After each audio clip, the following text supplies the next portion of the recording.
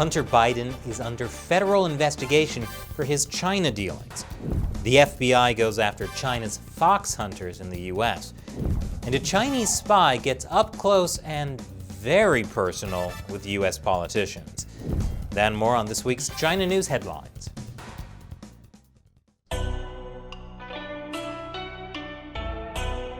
Welcome to China Uncensored. I'm Chris Chappell, and these are this week's China News headlines.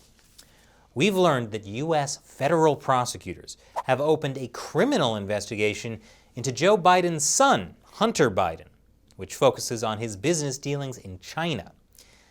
Investigators have been examining multiple financial issues, including whether Hunter Biden and his associates violated tax and money laundering laws in business dealings in foreign countries, principally China. And apparently, the investigation began as early as 2018. Now, this might not be a huge surprise to some of you, if you remember how just a couple months before the presidential election, the Republican-led Senate Finance and Homeland Security Committees published this report about Hunter Biden and his shady dealings in China and Ukraine. The September report said there exists a vast web of corporate connections and financial transactions between and among the Biden family and Chinese nationals. But the report was barely mentioned in most mainstream media at the time. And then, when even more explosive stories came out about Hunter Biden's business deals, including the laptop story from the New York Post, non-conservative media didn't even cover those, or they claimed they were a far-right smear campaign. According to Project Veritas, CNN actively suppressed the story. The Hunter Biden story was an explosive blow against Joe Biden leading up to the presidential election. But listen on this 9 a.m. editorial conference call at CNN how President Jeff Zucker chooses to not cover this important story. So why is CNN reporting on the federal investigation into Hunter Biden now? Well, activity in the investigation had gone covert in recent months due to Justice Department guidelines prohibiting overt actions that could affect an election. Okay, I can understand the Justice Department's argument, and I'm sure CNN also wouldn't want potentially shady China connections to affect the election. Unless, of course, those shady China connections might involve Trump. Of course, if Joe Biden becomes president, I somehow don't think he'll want federal prosecutors to continue the investigation into his son. And in the event of any more Hunter Biden sex tapes being released, don't worry. I'll be sure to have Matt watch them for us, after he's done recovering from the last one.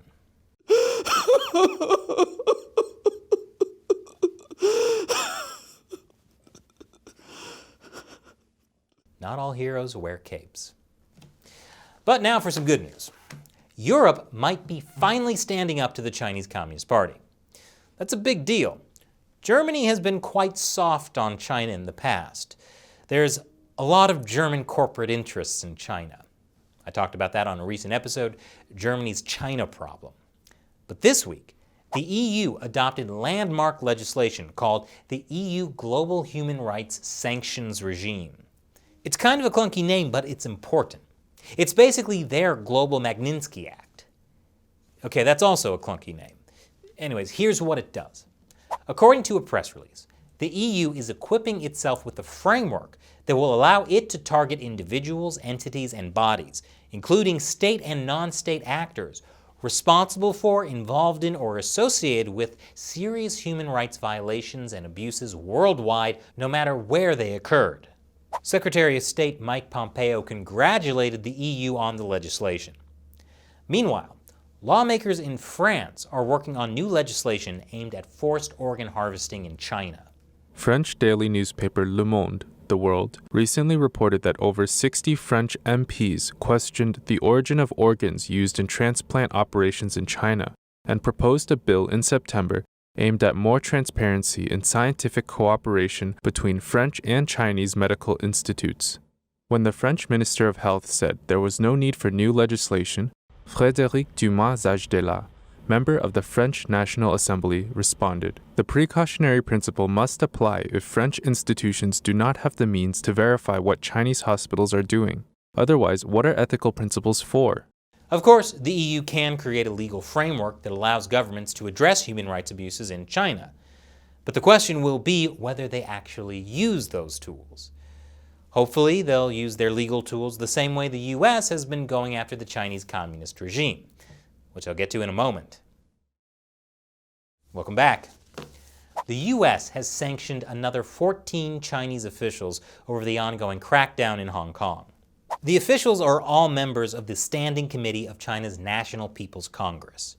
In other words, the U.S. is sanctioning a bunch of China's NPCs. Secretary of State Mike Pompeo said in a statement about the sanctions, these individuals and their immediate family members will be barred from traveling to the United States.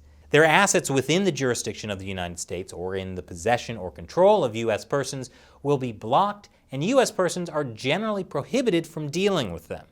For more on U.S. sanctions on Hong Kong, check out my previous episode, Hong Kong's Rich Corrupt Elite Are Screwed.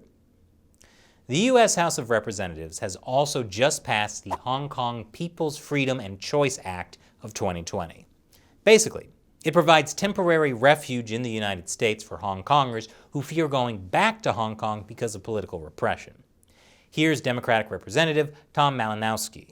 We are saying, by passing this legislation, something very, very important to the Chinese government. We're saying if you crush Hong Kong, you will lose its best and brightest citizens, the people responsible for its vitality, for we will let them come to the United States and contribute to our vitality instead. The bill still has to go through the Senate and be signed by the President to become law. Secretary of State Mike Pompeo is also speaking out for Hong Kong pro-democracy activists being detained in Hong Kong.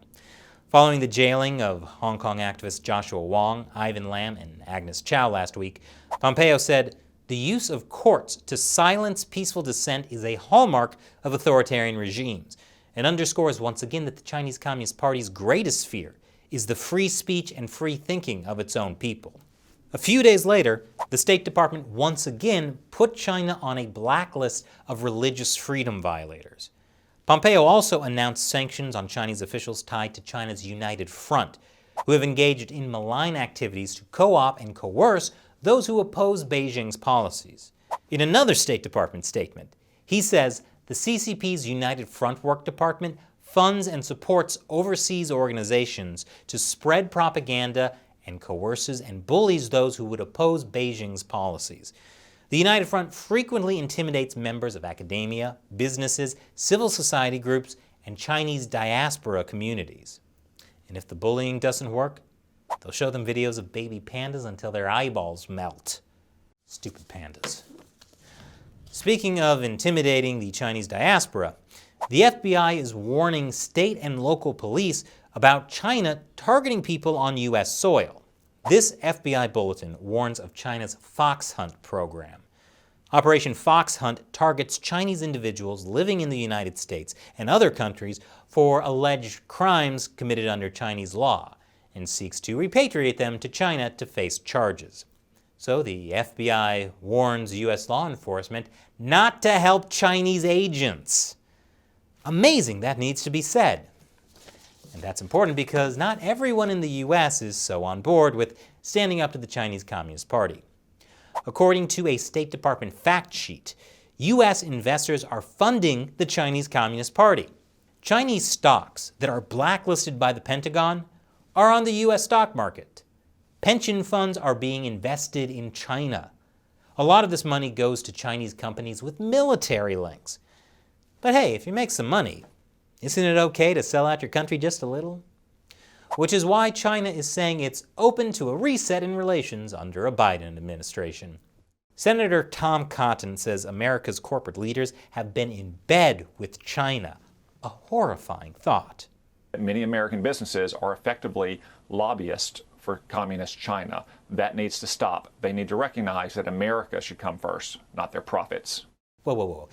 Is Senator Cotton saying businesses should be loyal to the country above money?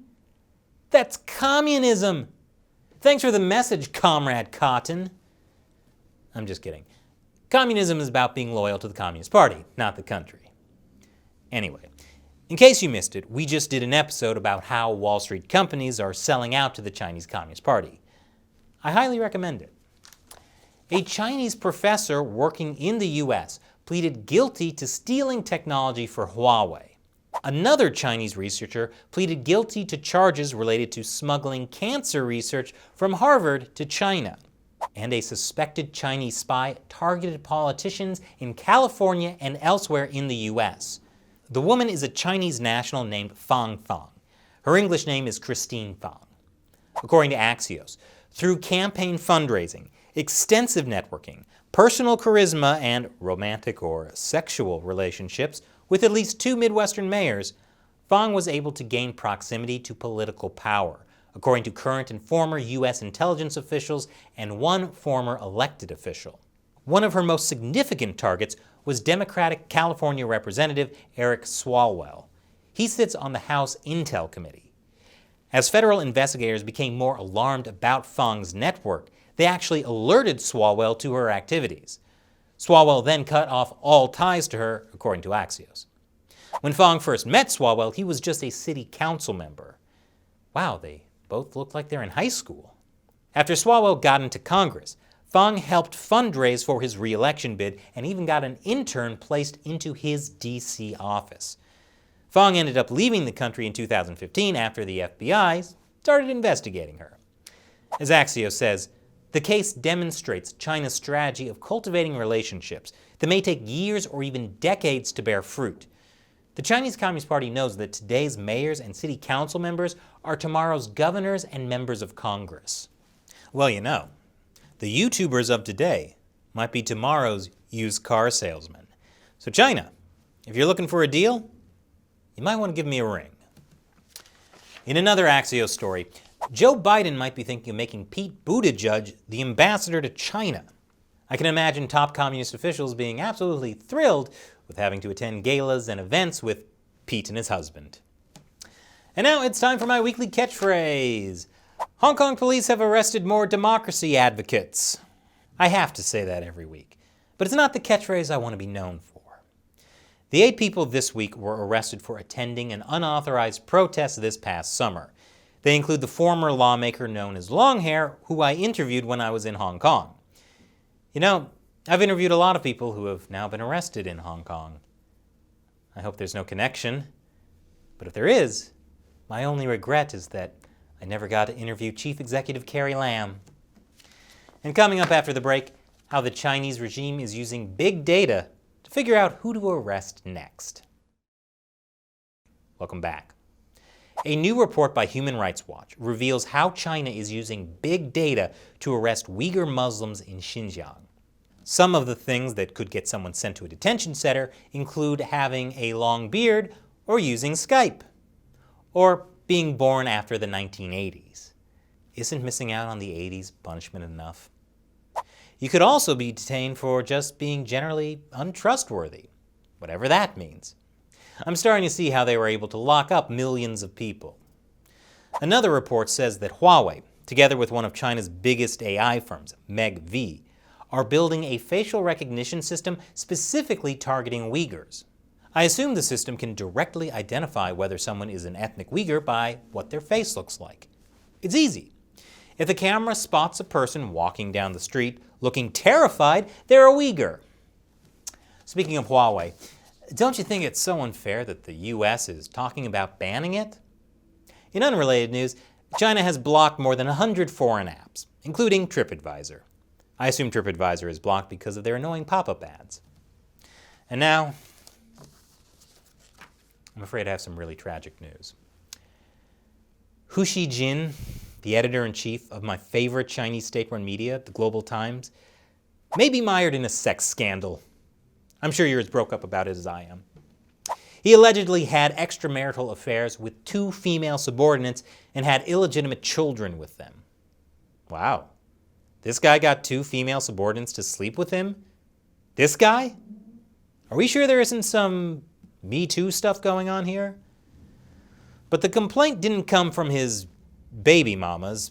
The complaint actually came from the deputy editor-in-chief of Global Times, Duan Jingtao. She apparently reported Hu Xijin to the Central Commission for Discipline Inspection. That's the group that has helped Xi Jinping purge more than 1 million officials. Hu Xijin says that Duan Jingtao coveted his editor-in-chief position and that she has been absent from work for a long time and is delusional suggesting that the whistleblower is mentally ill. That's what I love about Hu Xijin. He's classy, just like the Global Times. And it's finally Christmas season, so why not send the gift of annoying the Chinese Communist Party? If you remember, China has detained 2 Canadians, Michael Kovrig and Michael Spavor, for almost 2 years. It's in retaliation for Canada detaining Huawei CFO Meng Wanzhou. And while Meng is accused of actual crimes, violating U.S. sanctions on Iran, the 2 Michaels are really just victims of the CCP's hostage diplomacy. And now, there's a special Christmas time campaign to help them. The idea is simple. Write a holiday card with encouraging words to either Kovrig or Spavor, address the card to the Chinese ambassador in the embassy or consulate nearest to them, and then post a picture of the card on social media using the hashtag #FreeChinaHostages. Here's my Christmas card. So please, join me in wishing the 2 Michaels a very Merry Christmas. And now, let's hear from one of you, a fan who supports China Uncensored on the crowdfunding website Patreon. Christian B. Unger says, "I'd like to see you take over The Daily Show, putting all the incompetent and unfunny crew on the unemployment line." Well, Christian, I can't say I've been watching The Daily Show over the past few years. I didn't really make the Trevor Noah transition. Obviously, The Daily Show, at least in its heyday under Jon Stewart, was a big influence when I started China Uncensored. But I'll actually share a story with you I've never told before. I actually met Jon Stewart once at a movie theater here in New York. This was back when he was still hosting The Daily Show, and back when we could still go to movie theaters. There was a small group of people around him, and I wasn't going to say anything to him, but a friend of mine encouraged me to, and he was absolutely lovely. Very friendly, didn't blow me off. I told him a bit about China Uncensored, which I had just started, and he said it sounded like a great idea. And he was right. Thanks, Christian. We're in an information war with the Chinese Communist Party, and knowledge is the best weapon. YouTube has been hitting us with demonetization a lot again, so help us in our fight to bring truthful, uncensored information about China to the world. Join the China Uncensored 50-cent army on Patreon, and for as little as $1 an episode, you can help us keep up the fight. And you'll be able to ask me questions I might answer on the show. Visit patreon.com/China Uncensored to join. Once again, I'm Chris Chappell. See you next time.